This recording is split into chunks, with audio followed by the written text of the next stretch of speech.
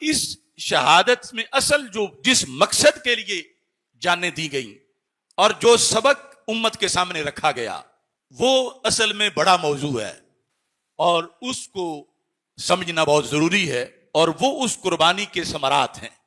اس سلسلہ میں در رموز بے خودی کے اندر شاعر مشرق نے افکار اور حالات کو سامنے رکھ کر، اور اتنی صدیاں گزر چکی تھیں، ان میں جو اس شہادت کے اثرات تھے ان کو سامنے رکھ کر اقبال نے فارسی میں کہا: سرخ رو عشق غیور از خون او، شوخی این مصر از مضمون او، کہ حضرت امام حسین رضی اللہ تعالی عنہ کے خون سے عشق سرخرو ہو گیا۔ عشق پر بڑا قرضہ تھا، عشق بڑا مقروض تھا۔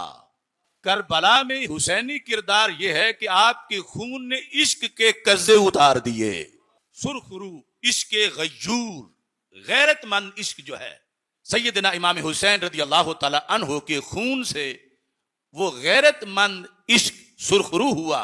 شوخی این مصر از مضمون او، اگر ہم آپ کی شہادت کے پورے مضمون کو ایک مصرے میں لکھیں اور غیرت اسلامی کو ایک جملے میں لکھیں تو اس مصرے اور جملے کی جو شوخی ہے وہ کربلا کے مضمون سے پوری ہوتی ہے۔ پھر کہنے لگے: موسیٰ و فرعون و شبیر و یزید، این دو قوت از حیات آید پدید، یعنی ہر نیک اور حق قوت کا ایک نام پڑا جو ہر زمانے میں بدی کے مقابلے میں اٹھی، وہ ایک برحق قوت کا نام حضرت موسیٰ علیہ السلام ہے جو فرعون کے مقابلے میں نکلے، اور وہ تاریخ جو بعد میں آئی تو اس میں ہر زمانے کا جو ظالم ہے وہ فرعون کہلایا، اور ہر ظالم سے ٹکرانے والا حق موسیٰ کہلایا۔ تو کہا یہ ہے کربلا کا اثر تاریخ اسلام پر کہ اب قیامت تک ہر ظالم یزید کہلائے گا اور ہر ظالم سے ٹکرانے والا حسین کہلائے گا۔ موسیٰ و فرعون و شبیر و یزید، این دو قوت از حیات آید پدید۔ پدید کا معنی ہوتا ہے ظاہر ہونا، کہ زندگی جب تک ہے یہ دو قوتیں ظاہر ہوتی رہیں گی۔ تو ایک حسین نہیں، جب بھی حق سر چڑھ کے بولے گا تو اندر حسینیت ہوگی۔ یہ کردار ہے امام حسین رضی اللہ تعالیٰ عنہ کا۔ وہ ہائے ہائے اور ماتم والا نہیں، یہ کردار ہے کہ جب بھی باطل سے حق ٹکرائے گا تو اس کا حوالہ حسینیت قرار پائے گی۔ پھر اقبال کہتے ہیں: زندہ حق از قوت شبیری است، باطل آخر داغ حسرت میری است۔ زندہ حق یعنی حق جو زندہ ہے، حق سے مراد دین حق، یہ کیسے زندہ ہے؟ از قوت شبیری است، یہ حسینی قوت سے زندہ ہے۔ اگرچہ آپ شہید ہو گئے اور یزید اس وقت زندہ تھا، لیکن اقبال کہتا ہے باطل آخر داغ حسرت میری است، مردن سے ہے کہ باطل بالآخر کیا ہے؟ مر جانا ہے، حسرت کا داغ لے کے مرنا یہ باطل ہے، اور حق کیا ہے؟ فرمایا وہ ہمیشہ حسینی قوت سے زندہ ہے۔ زندہ حق از قوت شبیری است، باطل آخر داغ حسرت میری است، تا قیامت قطع استبداد کرد، موج خون او چمن ایجاد کرد، بحر حق در خاک و خون غلطیدہ است، پس بنائے لا الہ گردیدہ است، دشمناں چون ریگ صحرا لا تعد، دوستان او با یزدہ ہم عدد، سر ابراہیم و اسماعیل بود، یعنی اجمال را تفصیل بود، عزم او چون کوہ ساراں استوار، پائیدار و تند سیر و کامگار۔ یعنی آج کے شاعر بھی کتنے لبرل اور بے دین ہو چکے ہیں جو محض شاعر ہیں، لیکن ہمارے قومی شاعر کا انداز دیکھو کربلا بیان کرنے کا، تو کہتے ہیں تا قیامت قطع استبداد کرد، قیامت تک جس نے ظلم کی جڑیں کاٹی اسے حسین کہتے ہیں، یعنی خود یا ان کے فیض پانے والے آگے ظلم کی جڑیں کاٹیں گے۔ تا قیامت قطع استبداد کرد، موجے خون او چمن ایجاد کرد. یعنی آپ کے خون کی لہر نے امت کا چمن آباد کیا ہے اور قیامت تک خزاؤں کا مقابلہ کیا ہے. بحر حق در خاک و خون غلطی داست، پس بنائے لا الہ گردی داست. تو دو مشہور سوال ہیں معاشرے میں جو مودودی کے ذریعے سے یا پھر غامدی اور پھر ڈاکٹر نلائق اور اس طرح کے، کہ یہ کرسی کے لیے گئے تھے، اقتدار کے لالچ میں گئے تھے معاذ اللہ. اور پھر دوسرا اعتراض کہ حقہ کے بنا لا الہ است حسین پر، لا الہ سے تو مراد یعنی پورا کلمہ ہے، یعنی بنیاد بنے آپ کلمہ کی. تو اس پر کچھ لوگوں نے اعتراض کیا کہ یہ کیسے بنیاد ہو سکتے ہیں کلمہ اسلام کی. تو اقبال نے ان دونوں چیزوں کا اس ایک شعر میں جواب دیا. اقبال کہتے ہیں بحر حق در خاک و خون غلطی داست. غلطی دن کا مطلب ہوتا ہے جو ہے وہ الٹ پلٹ ہونا، یعنی جس طرح تڑپتا بندہ خون کے اندر لت پت ہوتا ہے. تو کیا بحر کرسی نہیں کہا؟ اقبال کہتے ہیں بحر حق در خاک و خون غلطی داست. یہ خاک اور خون کے اندر جو تڑپے ہیں تو کرسی کے لیے نہیں، آیت الکرسی کے لیے تڑپے ہیں. بحر حق در خاک و خون غلطی داست، پس بنائے لا الہ گردی داست. کہ تم پوچھتے ہو کہ یہ لا الہ کی، یہ کلمہ اسلام کی بنیاد کیسے بن گئے؟ تھوڑا اس لیے بنے کہ یہ کلمے کے لیے مٹی اور خون میں تڑپے ہیں. ان کا پیکر کلمے کے لیے لت پت ہوا ہے مٹی کے اندر، اس لیے ان کو بنائے لا الہ الا اللہ کہا جاتا ہے. پس بنائے لا الہ گردی داست. پھر ایک منظر کربلا کا اقبال اپنے انداز میں پیش کرتے ہیں. کہتے ہیں دشمنا چوں ریگے صحرا لا تعد. یہ عربی کا لفظ فارسی میں استعمال کیا، لا تعد ولا تحصى. اس چیز کو کہا جاتا ہے جس کو گنا نہ جا سکے. تو اقبال کربلا میں مخالفین کی تعداد کو بتاتے ہوئے یزیدیوں کی تعداد، اقبال کہتے ہیں دشمنا چوں ریگے صحرا لا تعد. جتنے ذرے ہوتے ہیں نا ریگستان کی ریت کے، حسین رضی اللہ تعالیٰ عنہ کے دشمنوں کی اتنی تعداد تھی. یعنی مراد کثرت ہے، ضروری نہیں کہ ایک ایک ذرہ گن کے وہ بنائی جائے تعداد. دشمنا چوں ریگے صحرا لا تعد، یعنی ان گنت تھے، گنتی سے باہر تھے دشمن. اور دوست کتنے تھے، یعنی ساتھی. اقبال کہتے ہیں دوستان او با یزداں ہم مدد. یہ علم کی بات ہے. یزداں فارسی کا لفظ ہے جس کا معنی ہے خدا تعالی. تو یزداں میں جو حروف ہیں ان کے اگر عدد نکالیں تو 72 بنتے ہیں. تو اقبال حضرت امام حسین رضی اللہ تعالیٰ عنہ کے رفقا، عظیم اصحاب، احباب کی تعداد بتا رہے ہیں. دشمن کی تعداد ہے ریگے صحرا جتنی، اور محب اور رفیق کتنے ہیں؟ فرما دوستان او با یزداں ہم عدد. جتنے لفظ یزداں کے عدد ہیں اتنی ہی دوستوں کی تعداد ہے.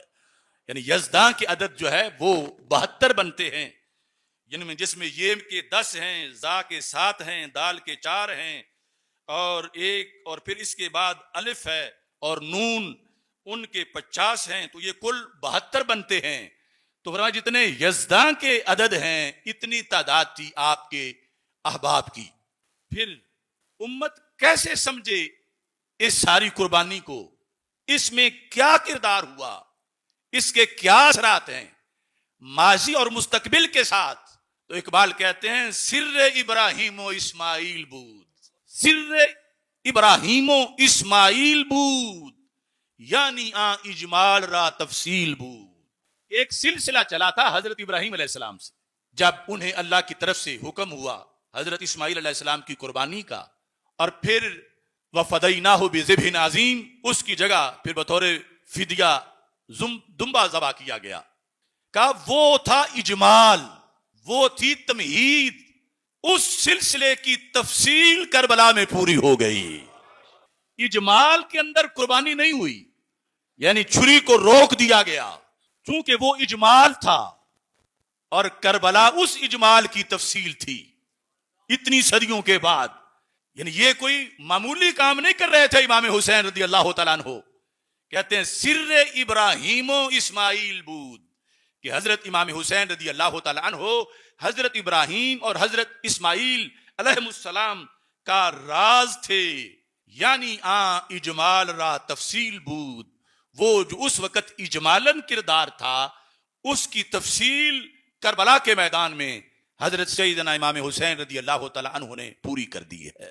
پھر ان کا ارادہ کیسا تھا، عزم کیسا تھا، ان کی ہستی کیسی تھی، ان کا صبر کیسا تھا، ان کی جرت کیسی تھی، ان کی دلیری کا عالم کیا تھا. اقبال کہتے ہیں عزم او چون کوہ ساراں استوار. بندوں کو دیکھنے سے ان کی عزم کا پتہ نہیں چلتا، پہاڑوں کو دیکھنے سے پتہ چلتا ہے. عزم او ان کا عزم چون کوہ ساراں پہاڑوں جیسا، استوار مضبوط، پائیدارو تند سیرو کامگار. فرمایا وہ عزم پائیدار بھی ہے پہاڑوں جیسا، اور پہاڑ تو پھر ایک جگہ کھڑے رہتے ہیں، یہ کھڑے رہنے والا پہاڑ نہیں، تند سیر بہت تیز چلنے والا، وہ کامگار اور اپنے مشن میں کامیابی حاصل کرنے والا. سیدنا امام حسین رضی اللہ تعالی عنہ کے اس کردار کے لیے کیوں گئے تھے، مقصد کیا تھا؟ اقبال کہتے ہیں تیغ بہر عزت دین است و بس.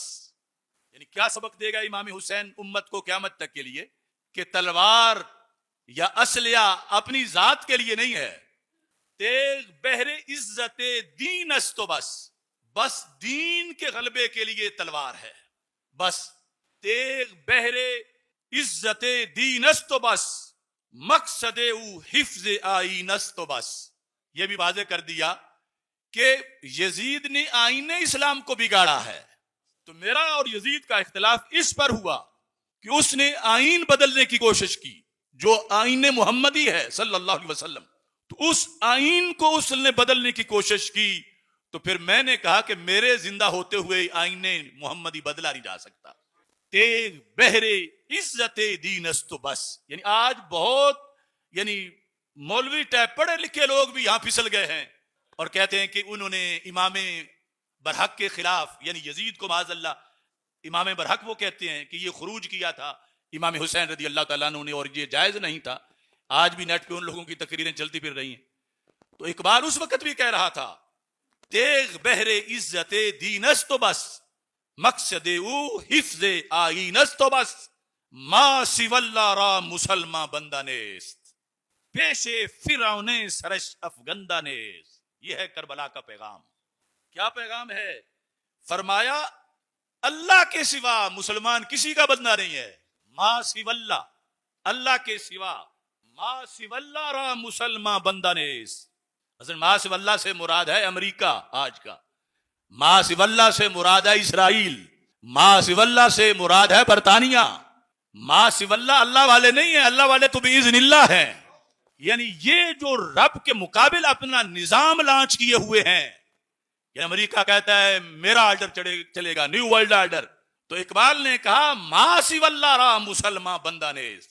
لا الہ الا اللہ محمد الرسول اللہ پڑھنے کا مطلب یہ ہے کہ ہماری گردن کسی ایسی قوت کے آگے نہیں جھکے گی جس نے اللہ کا کلمہ نہیں پڑھا ہوا. ما سوی اللہ را مسلمان بندہ نیست. یہ ہے کربلا کا سبق. ما سوی اللہ را مسلمان بندہ نیست، پیش فرعون سرش افگندہ نیست. فرما مسلمان وہ ہے جس کا سر کسی بھی فرعون کے آگے نہیں جھکتا. تو یہ روزانہ کی حسینیت ہے. روزانہ کے فرعون ہیں تو ان کے مقابلے میں تازہ تازہ روزانہ کی حسینیت ہے. یعنی محرم 10 محرم کو چند دیگیں پکا کے بندہ حسین کے پیغام سے فارغ نہیں ہو جاتا. یہ حسینیت تو زندگی بھر نبھانی پڑتی ہے. یہ ہے پیغام کربلا. ما سوی اللہ را مسلمان بندہ نیست، پیش فرعون سرش افگندہ نیست. مسلمان کا سر کسی بھی فرعون کے آگے جھکتا نہیں ہے. حضرت امام حسین رضی اللہ تعالی عنہ کے خون سے کیا فائدہ ہوا امت کو؟ ظالم ظلم کرنے والے تو عذابوں کے مستحق ہیں، لیکن انہوں نے جس مقصد کے لیے نکلے تھے کہ تجھے وہ شاخ سے توڑیں زہ نصیب تیرے، کہ تڑپتے رہ گئے گلزار میں رقیب تیرے. اللہ خریدار ہر بندے کا نہیں بنتا. اس کے دربار کا سودا بڑا اعلیٰ ہوتا ہے. اس واسطے شہید ہائے ہائے کرتے نہیں جاتا بلکہ ارادے کے ساتھ شہادت کو چوم لیتا ہے.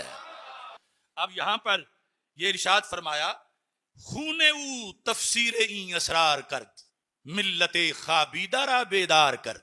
کہ حضرت سیدنا امام حسین رضی اللہ تعالی عنہ کے خون نے ان سارے رازوں کی تفسیر کی ہے.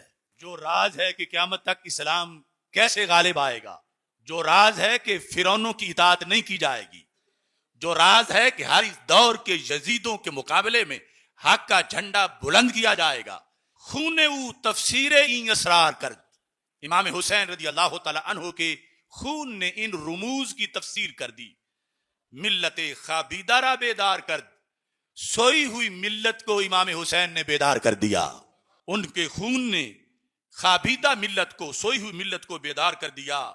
تیغ لا چون از میاں بیرون کشید از رگے ارباب باطل خون کشید. تیغ لا سے مراد لا الہ الا اللہ محمد الرسول اللہ صلی اللہ علیہ وسلم. تیغ لا امام حسین رضی اللہ تعالیٰ عنہ نے اسلام کی تلوار چون از میاں بیرون کشید، جب میان سے اس تلوار کو بہر نکالا تو پھر مولا علی کا فرزند ہو اور نبیوں کے سلطان علیہ السلام کا نواسا ہو تو ان کے ہاتھ میں تلوار ہو تو اس کی اثرات کتنے ہوں گے. فرمایا جب انہوں نے یہ تلوار نکالی از رگے ارباب باطل خون کشید. جو ارباب باطل ہیں ان کی رگوں سے حسین کی تلوار نے خون نکال دیا. یعنی باطل کا چراغ بجھا، باطل بے گھر ہوا، باطل پر حق کو غلبہ ملا.